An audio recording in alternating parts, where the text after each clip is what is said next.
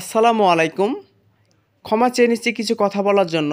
আসলে ব্রা কাট ব্লাউজ এবং cutting blouse আমরা অনেক কঠিন মনে করি। আসলে কঠিনের কিছু নাই। সঠিক নিয়মে কিছু যদি করা যায় তাহলে কিন্তু অনেক সহজ হয়। তাই আপনাদের মাঝে সহজভাবে কাটিং এবং সেলাই নিয়ে আসলাম। তো এর আগে আমি আপনাদেরকে সেলাই দেখাইছি, মানে কাটিং দেখাইছি, আজকে আপনাদের মাঝে নিয়ে আসলাম সেলাই। তো সেলাইটা অনেক সহজ, তো সহজভাবে আপনাদের মাঝে তুলে ধরছি।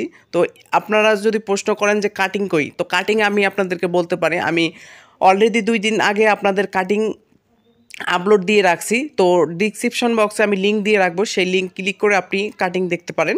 তো কাটিংয়ের সময় আমি আপনাদেরকে দেখাইছি কিভাবে শেপ 1 এবং শেপ 2 এবং পুরো ব্লাউজ কাটিং করতে হয়। তো এটা আমি শেপ দিয়ে নেব। এটা কিন্তু শেপ 2।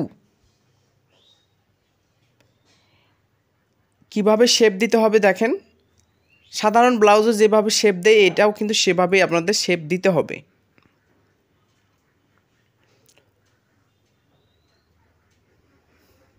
শেপ 2-র মধ্যে আমরা দুটা শেপ দিয়ে নিব। এরপরে শেপ 1 এবং শেপ 2 দুইটা এক জায়গায় করে আমরা সেলাই দিয়ে নেব। এটা কিন্তু শেপের পট্টি।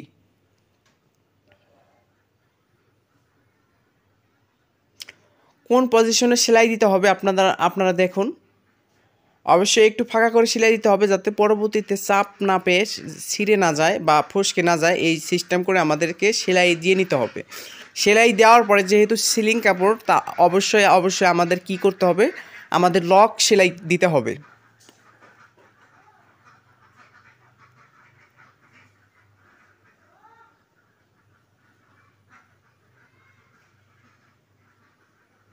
অলরেডি আমি কিন্তু লক সেলাই দিয়ে নিছি দেখেন।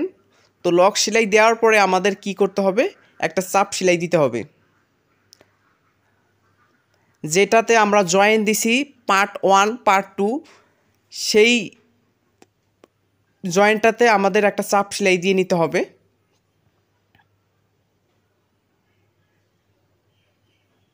আপনি যদি কাটিং ভিডিওটা না দেখেন তাহলে অবশ্যই আমার চ্যানেলের ভিতরে ঢুকে দেখতে পারেন সেই কাটিং ভিডিওটা। আর তাছাড়া আপনি যদি সেটা না করেন তাহলে ডিসক্রিপশন বক্সে আমি লিঙ্ক দিয়ে রাখবো, সেই লিঙ্ক ক্লিক করে আপনি আপনার এই একদম সহজ রূপান্তরিত কাটিংটা আপনি দেখে নিতে পারেন। এরপরে আমি জয়েন দেব বডির সাথে। কিভাবে বডির সাথে জয়েন দেব দেখে নেন। আসলে জয়েন দেওয়া কিন্তু ব্যাপার না, আমরা যারা দর্জি কাজ করি তাহলে তারা সবাই বুঝি যে জয়েন কিভাবে জয়েন দিতে হবে সদল মশল করে। তো অবশ্যই সেই সদল মশল চেক করে আপনারা জয়েনটা দিয়ে নেবেন। জয়েন দেওয়ার পরে অবশ্যই যেহেতু সিলিং কাপড়, অবশ্যই আমাদেরকে কি করতে হবে, লক সেলাই দিয়ে নিতে হবে। যদি লক মেশিন যদি না থাকে তাহলে কি করব, তাহলে আমরা সাইডে আরেকটা সেলাই দিয়ে নেব।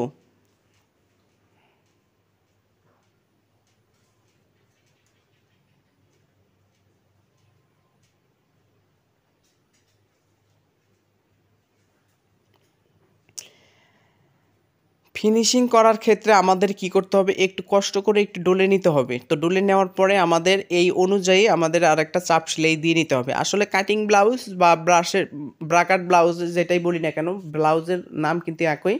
তো অবশ্যই এখানে কিন্তু চাপের খেলা, একটা সেলাই দেওয়ার পরে আরেকটা চাপ সেলাই উপরে দিতে হয়। তো দুটাতেই আমি একই রূপান্তরিত করে আমি সেলাই দিয়ে নিব।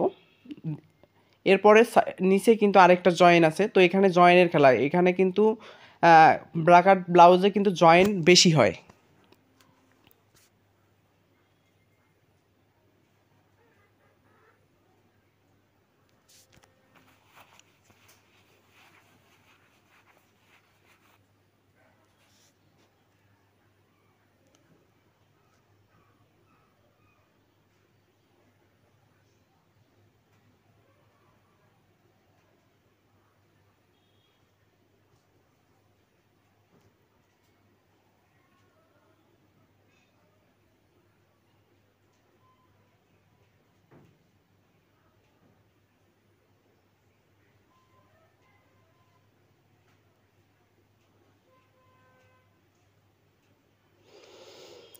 এটার মধ্যে আমি কি করব, একটু ঘষে নিব। নেওয়ার পরে আমাদের কি করতে হবে, চাপ সেলাই দিয়ে নিতে হবে।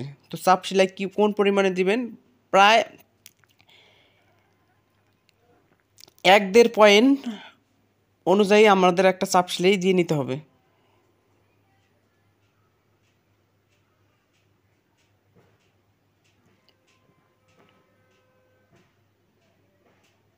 এরপর আমি মিলিয়ে দেখব যে দুইটা এক পজিশনে আছে কিনা, তারপরে আমাদের একটু সেটে নিতে হবে।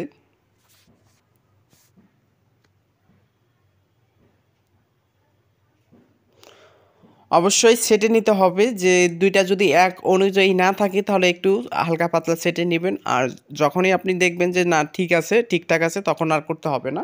তো এরপরে আমরা কি করব, হুক প্লেট এবং ঘাট প্লেট সাইডে একটা করে সেলাই দিয়ে নিব।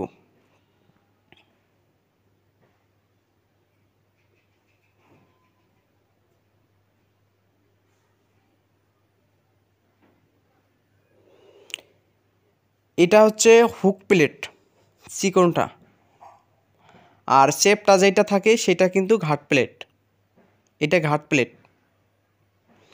আসলে এই কাপড়ে কিন্তু বোতাম হবে না, তাই হুক দিতে হবে। তো হুক দেওয়াটাই বেটার মনে করি আমি। তো এই জন্য আমি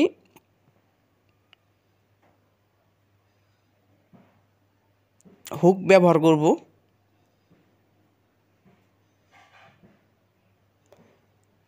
এরপরে এখানে দেখেন, এখানে কিন্তু একটু চাপ লাগার এটাই স্বাভাবিক, তাই এভাবে একটু রিপু সেলাই দিয়ে নিচ্ছে, যাতে কোন পরবর্তীতে টান বা কোনো কিছু টাইট বা কোনো কিছু টান তো অবশ্যই থাকবে, তো খুলে না যায়। এই জন্য আমাদের কী করতে হবে, এই জিনিসটা মাথায় রাখবেন, একটু রিপু সেলাই দিয়ে নিলে আপনার একদম 1 নাম্বার পারফেক্ট একটা কিছু হয়ে যাবে। ঘাট প্লেটের একই সিস্টেম এখানেও আপনারা দিয়ে নিতে পারেন, তো আমি দিয়ে নিয়ে নেব।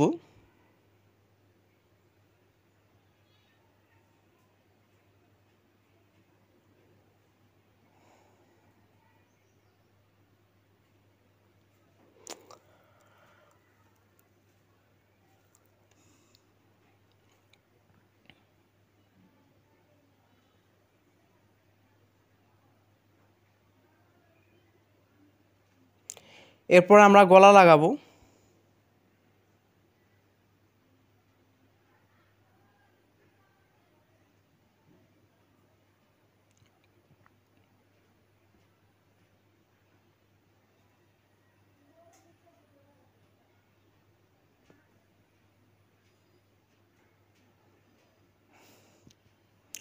গলা কিভাবে লাগাতে হয় সেটা কম বেশি সবাই জানি, তারপরও দেখাচ্ছি।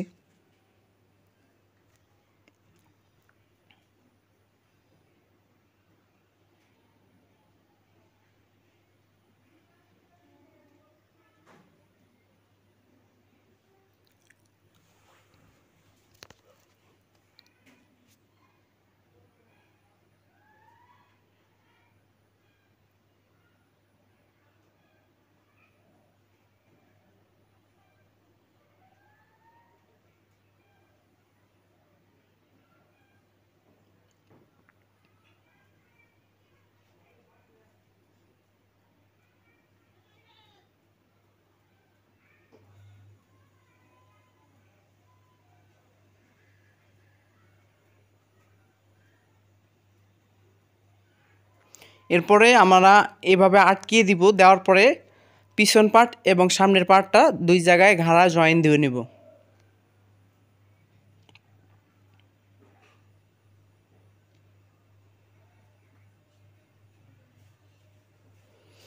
তার আগে সর্বপ্রথম এটাতে একইভাবে আমরা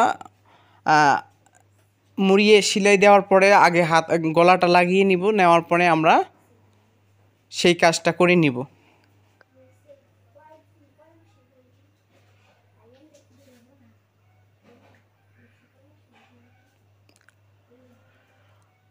অবশ্যই উপরে একটা চাপ সেলাই দিয়ে নিতে হবে।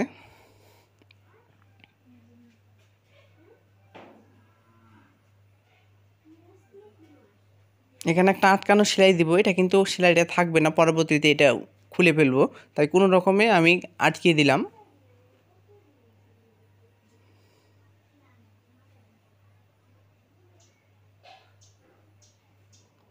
দেওয়ার পর দুইটা এক সমান করে আমি ঘাড়াটা জয়েন দিয়ে নিব।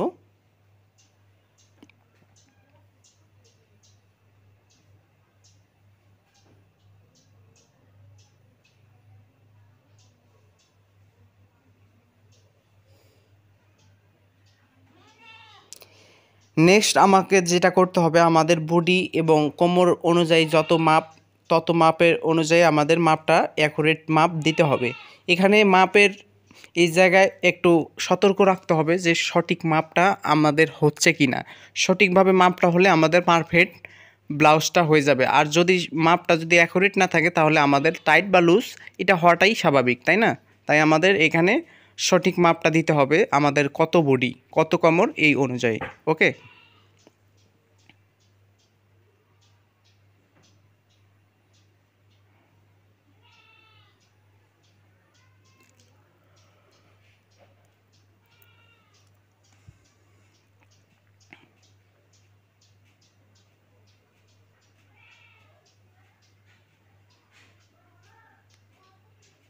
আমরা কিন্তু অবশ্যই ডবল সেলাই দিয়ে নিছি।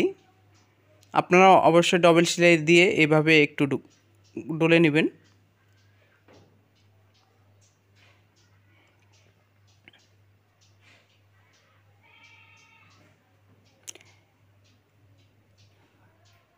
এবার মহড়াটা আমাদের একটু ছেটে নিতে হবে। কম্বস এবং ঝুলগুলো আমাদের একটু কেটে নিতে হবে। কেটে নিয়ে সাইজ করার পরে আমাদের হাতার শেপ অ্যাকুরেট করতে হবে।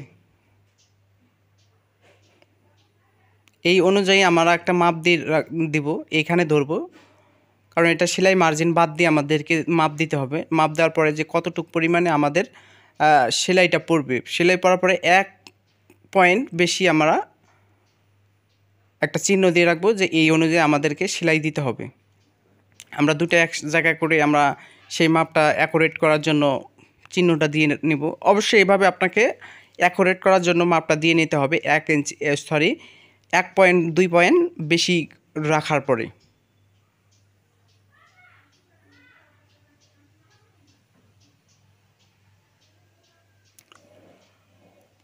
এখানে আমার পাইটটা আমি হাতার মধ্যে রাখবো। শুধু এটাই নয়, এটা কিন্তু লক সেলাই দেওয়ার পরে চাপ সেলাই দিতে হবে। আসলে আমি আপনাদেরকে লক সেলাইটা দেখানোর করি নাই, যে দেখাই নাই যে লকটা সেলাইটা দিচ্ছি কিনা। আসলে কিন্তু এটাকে কিন্তু অবশ্যই লক সেলাই আপনাকে দিতে হবে। যদি লক সেলাই না থাকে তাহলে কিন্তু আপনাকে রিপু সেলাই, বা আপনি যদি সেটাও না করেন তাহলে সাইডে বরাবর আরেকটা সেলাই দিয়ে নেবেন অবশ্যই। দেওয়ার পরে আপনারা এইভাবে একটু চাপ সেলাই দিয়ে নেবেন।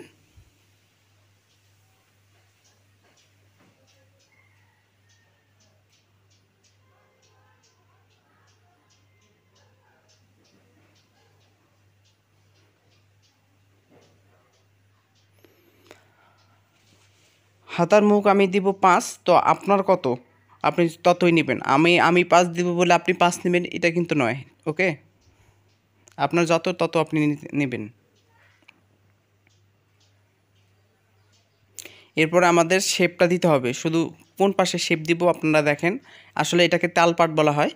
আসলে কিন্তু উপরি পাটটাকে আমরা শুধু কেটে নিব, নিচের পাটটা কোনোভাবেই কাটা যাবে না, সেটা অবশ্যই লক্ষ্য রাখতে হবে।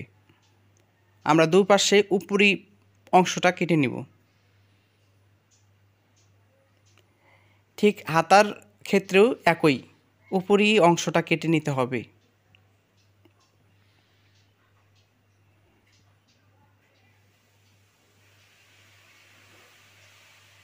আমি উপরি অংশটা কেটে নিলাম, আপনিও ঠিক একইভাবে উপরি অংশটা কেটে নেবেন। দুইটায় কাটলে কিন্তু শেপ তো দূরের কথা, আপনার হাতাটা ছোট হয়ে যাবে। তো সেই সাথে বলে রাখতেছি, আপনি যদি আমার চ্যানেলে নতুন হয়ে থাকেন তাহলে চ্যানেলটা অবশ্যই সাবস্ক্রাইব করে পাশে থাকবেন এবং পাশে থাকা বেল আইকনটি বাজিয়ে দেবেন নিত্য নতুন কিছু সুন্দর সুন্দর এবং আপডেট কিছু ভিডিও পেতে, যা ভিডিও দেখে আপনি শিখতে পারেন দর্জি কাজ। আর যদি কাটিং যদি দেখতে চান তাহলে অবশ্যই আই বাটনেও আমি দিয়ে রাখবো, এরপরে আমি ডিসক্রিপশন বক্সেও দিয়ে রাখছি। আর তাও যদি না পারেন তাহলে আমার চ্যানেলের ভিতরে ঢুকেও আপনি দেখতে পারেন আপনার এই কাটিংটা সুন্দরভাবে নিখুঁত আকারে এবং খুবই অল্প সময়ের মধ্যে সুন্দরভাবে এইভাবে একটা পারফেক্ট একটা ব্লাউজ কাটিং এবং সেলাই করে দেখাইছি। দেখানো কেমন হয়েছে দর্শক আপনি একটু লাইক এবং কমেন্ট করে শেয়ার করে দিতে পারেন এবং সাথে থাকবেন। খোদা হাফেজ, ভালো থাকবেন, সুস্থ থাকবেন।